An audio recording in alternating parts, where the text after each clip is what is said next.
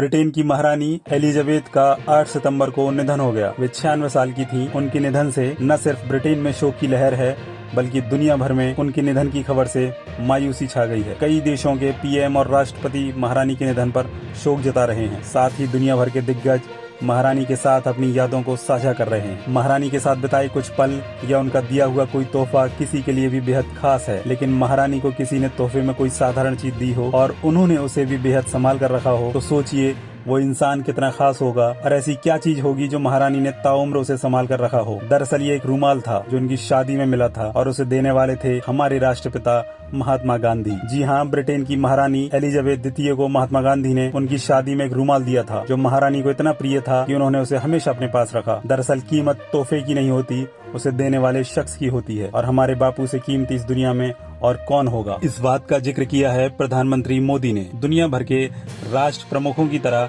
भारत के पीएम नरेंद्र मोदी ने भी क्वीन एलिजाबेथ के निधन पर उन्हें ट्वीट कर श्रद्धांजलि दी है। पीएम मोदी ने ट्वीट कर कहा है कि मैं उनके निधन से काफी आहत महसूस कर रहा हूं। पीएम मोदी ने महारानी के निधन पर कहा कि महारानी को हमारे समय की एक दिग्गज शासक के रूप में याद किया जाएगा। उन्होंने अपने राष्ट्र और लोगों की प्रेरणा देने का काम किया है। साथ ही सार्वजनिक जीवन में उनकी गरिमा और शालीनता से लोगों को सीखना चाहिए। इस दुख की घड़ी में मेरी संवेदनाएं उनके परिवार और ब्रिटेन के लोगों के साथ हैं। पीएम मोदी ने इस दौरान बताया कि जब वो साल 2015 और 2018 में ब्रिटेन गए थे तो महारानी से हुई उनकी मुलाकात यादगार थी। उन्होंने जिस गर्मजोशी और दयालुता से मेरा स्वागत किया था उसे मैं कभी नहीं भूलूंगा। एक बैठक के दौरान उन्होंने मुझे वह रूमाल दिखाया था जो उन्हें महात्मा गांधी ने शादी के गिफ्ट के तौर पर दिया था। मैं उन पलों को कभी नहीं भूल पाऊंगा। बुधवार को उनकी हालत ज्यादा खराब हुई तो उन्हें इलाज के लिए अस्पताल ले जाया गया, लेकिन अस्पताल में ही उनकी मृत्यु हो गई। वहीं उनके निधन के बाद अब उनके बड़े बेटे प्रिंस चार्ल्स राजा बनेंगे।